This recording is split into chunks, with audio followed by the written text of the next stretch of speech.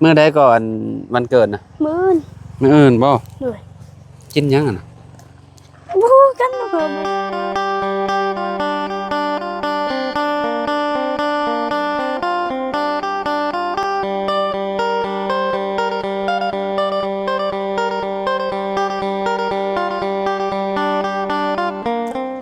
อ้าวกราบสบายดีเด้อพี่น้องปองปาย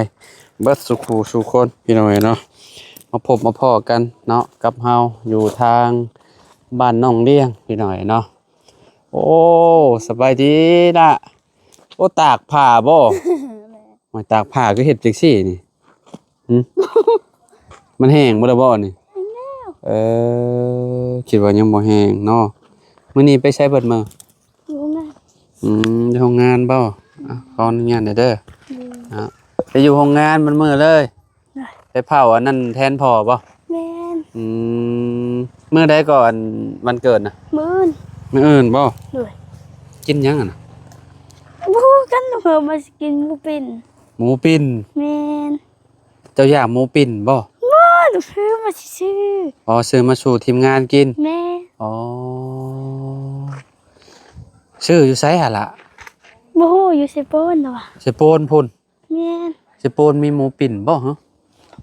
คือกันป้าหมูปิ้นพี่น้องเอ้ยค่อยก็บ่ค่อยได้กินปานใดหมูปิ้นนี่ตั้งได้กินตอนไปเฮือนเบาเตียงบ่หมูปิ้นแม่นแหละเนาะตอนนั้นวันเกิดนี่หน่อยเนาะ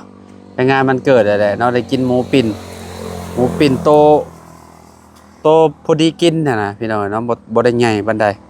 กินเนี่ยโอ้คักได้กรอบดีเด้เนาะเจ้าเคยกินหมูปิ้นบ่เคยคือกันอันนั้นไปกินนี่ครั้งแรกแล้วนี่เนาะอ๋อพี่น้องเอ้ยเนาะวันเกิดครบ13ปีเต็มเนาะเดือนเมษาน้องเลี้ยงเกิดวันที่4เมษาพี่น้องเนาะ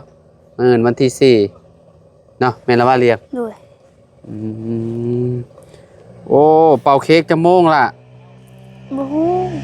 เป่าตอนแรงหรือตอนเช้าเป่าตอนแรกแล้วเป่าเค้กวันเกิดประมาณ6 โมง6 โมง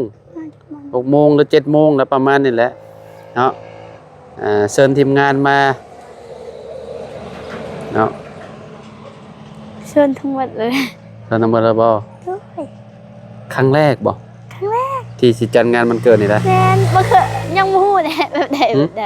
บ่ฮู้บ่แม่นยังบ่ฮู้ว่าแบบใดไปซื้อเค้กมาแล้วก็ซื้อแนวอยู่แนวกินมาให้พี่น้องญาติพี่น้องไอ้บ้านใกล้เฮือนเคียงสมมุติว่าจัดใหญ่ๆก็ได้ครับผู้ละไปเว้าพี่น้องผู้ละเนาะหรือว่าฝากนั่นเนาะแน่ว่ามีแต่พี่น้องเฮือนใกล้นี่ก็มีแต่น้องล้าเนาะน้องดอกแค่แล้วก็น้องจริงๆเนาะเท่านี้แหละพี่น้องที่ว่าพี่น้องที่ว่าเพิ่นสนิทอะไรก็ได้เนาะวันนี้มีหลายเนาะล่ะเนาะปีแรกเลยจัดเนาะมาเจอกับทีมงานก็เลยได้มีวันเกิดก็ว่าสิให้จักหมื่นเนาะเป่าเค้กครั้งแรกฮะคือกันบ่แน่ได้เนาะเพราะว่าเฮาตั้งแต่เกิดมาเฮาก็บ่เคยเป่าเค้กเด้ค่อยก็เคยจัดครั้งหนึ่งในชีวิตพี่น้องที่ว่าเป่าเค้กนี่แหละเนาะทีมงานมันจัดให้โอ้ยน้ำตาไหลเลยพี่น้อยเนาะเป็นภาพแบบว่าที่เฮาแบบบ่เคยจัดนะเนาะได้เค้กได้หยังหมู่คู่ซื้อมาแล้วก็มาเป่าเค้กเป่าหยังโอ้ปลื้มแห้งเลยพี่น้องเนาะช่วงประมาณ2-3 ปีคืนหลังพี่น้อยเนาะจัดงานมันเกิดตัวเองเนาะน้องเนียงก็คือกันนั่นแหละเนาะเพราะว่าตั้งแต่เกิดมาก็บ่เคยได้เป่าเค้กเป่าหยังเนาะฮู้แต่ว่าวันเกิดเนาะฮู้แต่ว่าวันเกิดตัวเองเดือนนี้พี่น้องเนาะก็ยันน้ำตาซึมหมดแล้วมื้อนี้เป่าเค้กครั้งแรกเนาะเรียงเนาะบ่แรงก็เป็นอีกคืนนึงพี่น้องอีกคืนนึงเนาะมื้ออื่นเนาะจังเป็นวันเกิดเนาะจะว่านอนบ่หลับก็จักบ่แรงเนาะ นอนสิหลับอยู่บ่แรง มูกัน ส่งได้ติ ฮะ บ่ส่งเด้เนาะยันคิดว่าโอ้ยมื้อตอนใดสิแจ้งเนาะ วันเกิดเด้ตื่นเต้นเด้ จะให้เป็นแจ้งไว้เนาะ แม่นแจ้งไว้ก็คือลุงเหิมจัดให้เนาะผู้ใหญ่ทางลุงเหิมเนาะ ด้วย เค้กค้ากับพุ่นแหละพี่น้องเอ้ยยันไปซื้ออยู่เซโปนหมดแล้วเนาะโน่นอยู่เวียดมีบ่ล่ะมีคือกันติเนาะ น่าจะมี มีต้องมีอยู่แล้ว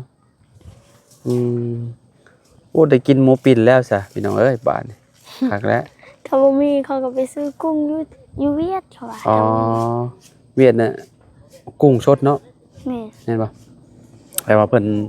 เอามาแบบใส่กระซังแม่นเนาะแม่นบ่ ด้วย ใส่กระซังแล้วก็มันสิแบบ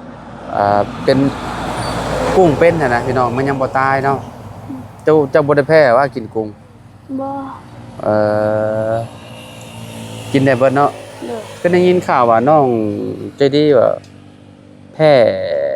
ตะกะแตน ตะกะแตนบ่ ด้วย แพ้อีหลีบ่ อีนี่เวลาเราจับตะกะแตนน่ะเวลายามตะกะแตนเราเอาถุงยางมัดมือเราก็จับถ้าถึกปากมือเราน่ะเราจับมือแบบนี้ซื่อๆล่ะมันอันนั้นเหมือน โพงหมดปากบวมหมดเลย แม่ เป็นหย่อนหยังได้เนาะเจ้าได้แพ้หยัง โอ้ บ่แพ้บ่ยังบ่เคยแบบว่าเป็นพวกสัตว์แมลงกัดต่อยนี่เป็นพวกหยังที่ว่าเจ้าแพ้ โมอุย เวลากินเวลาหยังก็บ่ได้เป็นหยังติ บ่ เอ่อโอ้เราแพ้เนาะเราเนาะพี่ นั น้ ด อง ตอน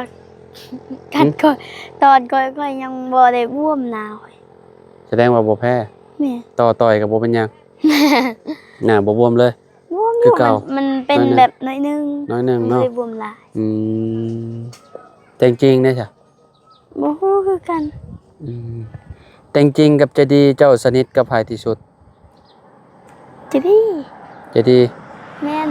นอนนำกันเด้ อ๋อนอนนำกันตลอดเนาะ แม่น อืม มีหยังเฮาก็แบ่งกันกิน เพราะว่าแต่จริงๆเนี่ยเราสินอนอยู่เฮือนเราเนาะ แม่น เจ้าน่ะไปนอน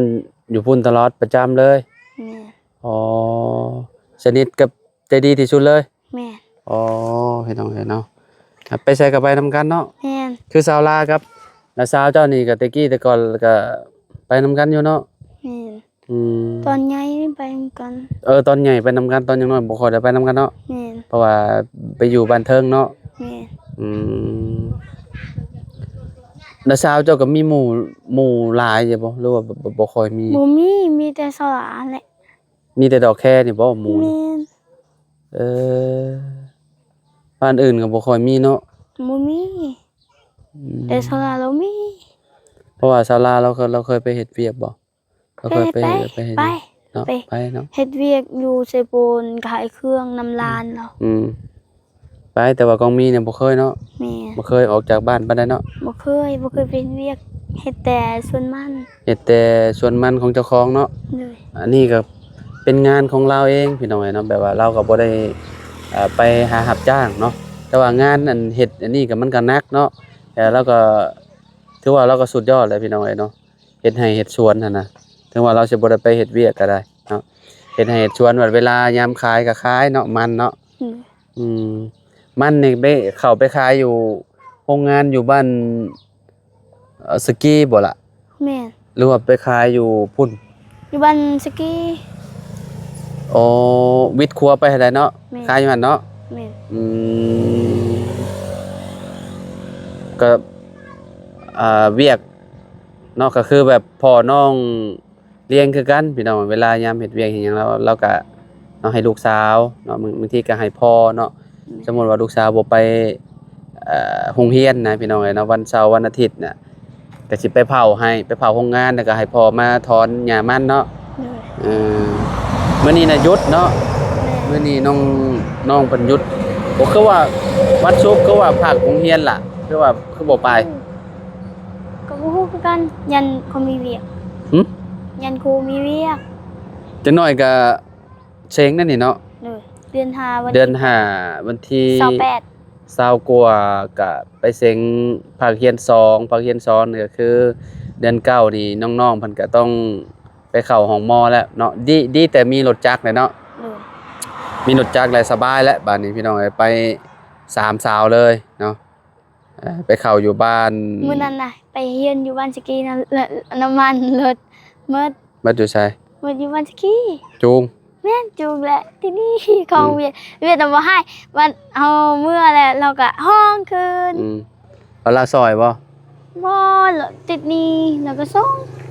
เราขายน้ำมันเด้เวียดมันวันสกีนี่ เราขายน้ำมันให้ แม่นเราขายน้ำมันเราแบบว่าเราห้อยไว้ในถัง แล้วซุมเจ้าบ่มีเงินบ่ แม่นบ่ได้เอามาเงิน เอาบ่ได้ถือเงิน แม่น บ่ได้ถือเงินไปก็เลยจูงรถ แม่น จูงรถแล้วก็เจ้าห้องใช่ แม่น เท่าใด 10,000 10,000กีบฮอดเฮือนอยู่บ่10,000กีบ ฮอด อืม แล้วก็ไปส่งมื้ออื่น ก็คือเอาน้ำมันเขาก่อนแล้วก็เอาเงินไปให้เขาด้วยนั่นแหละ เลยเอาน้ำมันก่อนแหละไปจ่ายเงินทีหลัง แม่น อ๋อ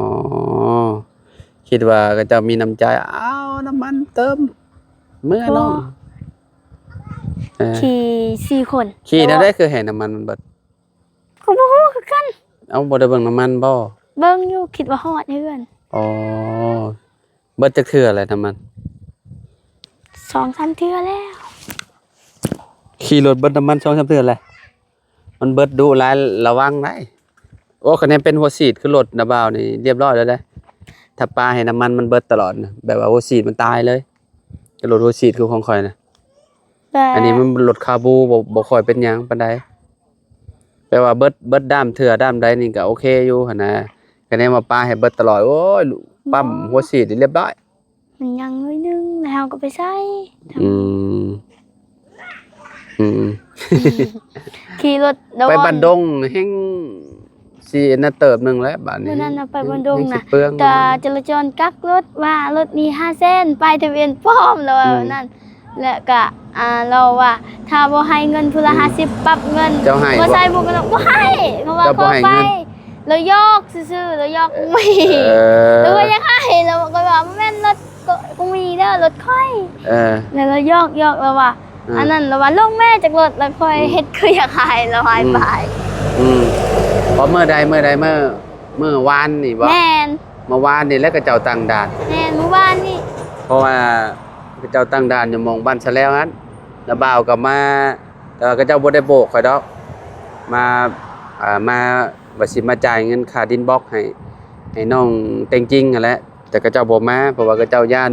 จราจรบ่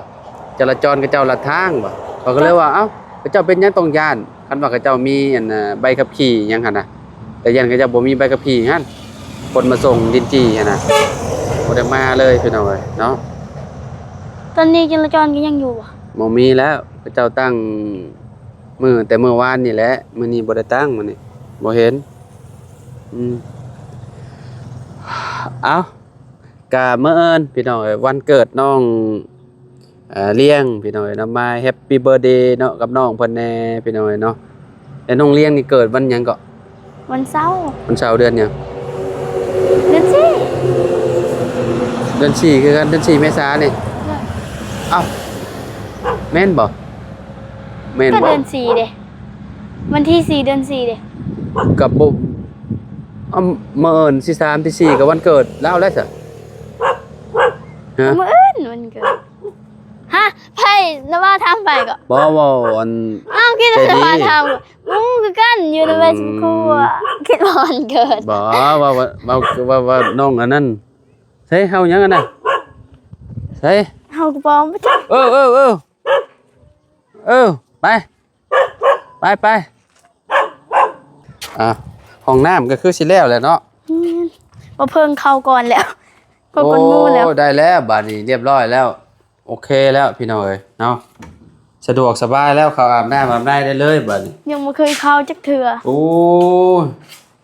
เข้าได้สบายเลยบัดนี้ มันต้องมีน้ำยาล้างน้ำเนาะ แม่นเวลาเฮาเข้าดนๆพุ่นแหล้วเฮาจังล้างมันเข้าอาบน้ำอาบในมันจังคนบ่เห็นอยู่ในนี่มันก็อยากอายคนแหละบ่อยากอายคนบ่เวลาอาบน้ำก็เข้าอาบอยู่นี่แหละมันจังสะดวกสบาย เขาอาบแต่น้ ตอนนั้นเฮียนแล้วแหละไปเข้าโรงเรียนอยู่บ้านดงจักหน่อย เพราะว่าอยู่ป่าบ่ได้มีป่าได้ผลมีแต่ห้องน้ำได้ หัดเอาเด้อ อยู่โรงเรียนเขาก็มีคือกัน อ่าก็เข้าอยู่แล้วว่า บ่เคย มีแต่อาจารย์และก็ในครูเขา อืม มี คน แต่เขา คนบ้านนอกเขาจะเป็นแบบนี้แต่กี้แต่ก่อนก็จุ่มข่อยบ่ได้มีห้องน้ำจุ่มข่อยก็เข้าป่าคือกันเข้าป่าเท่าไรปีพอมีห้องน้ำแล้วก็ป่านี่บ่อยากเข้าเลย มันบ่สะดวกหั้นน่ะเวลาเราไปถ่ายหนักถ่ายเบาแหละมันบ่โอเคอ่ะพี่น้องเฮงดียามฝนแล้วมัน ยามแดดแห้งกระเตก หึ ว่ายามแดดแห้งกระเตก แม่นยามแดดก็ร้อนแดดพี่น้องเอ้ยเนาะยามฝนก็บ่จักยุงจักไว้ช้างแล้ว ยามฝนตกหมด แม่ แล้ว นอันนี้ยามพ้นเนี่ยว่าเข้าเลยนี่ห้องน้ำเดินมานี้แล้วก็เข้าเนาะสะดวกแต่เช้ากงมีและเราบริยานดิฉันเอาเข้าแล้วเนาะห้องน้ำบ่ว่าเช้ากงมีกับย่านห้องน้ำเหมือนกัน บูกันเรายังไม่ได้เข้าจักเทื่อ โอ้ เอ้าย แล้วแต่เรายังไปป่าเราก็บ่เคยกัน โอ้ เราบ่ฮู้จริงๆนะบ่เราเคยเราบ่ได้ย่าน แม่นก็ฮัดเอาแหล้วเนาะห้องมีห้องน้ำใส่มันก็สะดวกสบายตัวเองนั่นแหละเนาะถ้าบ่เข้ามันก็โอโกยพี่น้องเอ้ยเนาะคือข่อยนี่โอ้มี ค คน อยว่า เฮ็ดห้อง ยัง น้ำ สิอาบน้ำอยู่พุ่นซึนอีกเด้ ฮะ คอยว่าให้กระเทาะจูคอยว่าสิอาบน้ำอยู่พุ่น ลองมึงโน่นนี่ ฮะลองอาบน้ำอยู่ห้องน้ำนี่จังสะดวกสบาย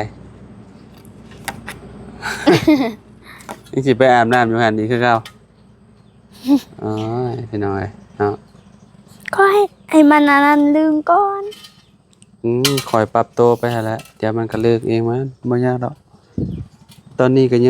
ยังทำใจอยู่เนาะ อืม ยังทำใจยันห้องน้ำอยู่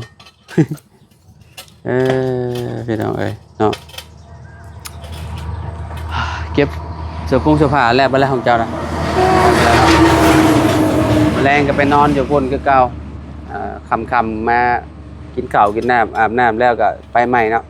นอนอยู่พุ่นกลางคืนก็คือสิฮ้อนอยู่เนาะเป็นได้โซลาร์เซลล์ล่ะโอเคบ่ โอเค สากแบตอยู่หั่นบ่ ด้วย หุงหมดคืน แม่น จักชั่วโมงเนาะ บู๊คอยไปได้นอน จะ อยู่ แจ้ง เดือน บ่ ก็แจ้ง อ๋อแต่เวลาสากแบตจะมาสากอยู่นี่บ่ แม่นบางเทื่อไปซักอยู่โรงงานพุ่น อยู่นี่ไผสากจ้ะ บ่มีไผซัก ชาววงมีบ่ได้สากบ่ กูมีบ่ได้ซักแล้วซักอยู่โรงงานเยอะกัน บ างทีไปเฝ้าโรงงานเขาก็ซักอยู่พุ่นเลย ถ้าอยู่เฮือนแล้วเขาก็ฟ้าซัก ถ้าอยู่เฮือนก็สากอยู่เฮือนเนาะ แม่น แค่แน่ว่ามันเวลาเฮ็ดอยู่เฮ็ดกินบ่มีไฟก็เอามาตั้งอยู่นี่ก็ได้ในขีดภัยนี่เอามาอันน่ะเปิดให้มันสว่างเด้เนาะเพื่อนใจดีก็คือสิโอเคอยู่ของแม่เราพี่น้องเอ้ยเนาะเพราะว่าแม่เราก็บ่มีไส้เด้เราถามเราโอเคเราสะดวกสบายแล้วเราว่าพี่น้องเอ้ยเนาะมีห้องน้ำก็พยายามใส่ห้องน้ำมาแล้วเอาน้ำคืออยากดุดๆขาดๆเนาะ มันเป็นแบบนี้ตลอด สะดุดเลยดึดเอาน้ำเบิดบ่อนโอ้เย็นดีเนาะเย็นคักดีเรา ยามหนาวแห้งเย็นกว่านี้ ยามหนาวนี่ไอายตรวจขึ้น น้ อยู่นี่เลยแหละ ำสะอาดพี่น้องเอ้ยเนาะกินก็ได้อาบก็ได้โอ้ยถือว่าสุดยอดเลยเนาะมันกับ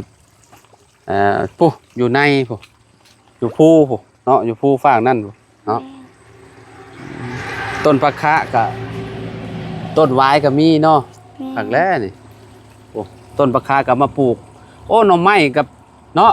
มันชุ่มตลอดมันออกได้นี่เนาะ แม่ ปลูกพี่น้องเอ้ย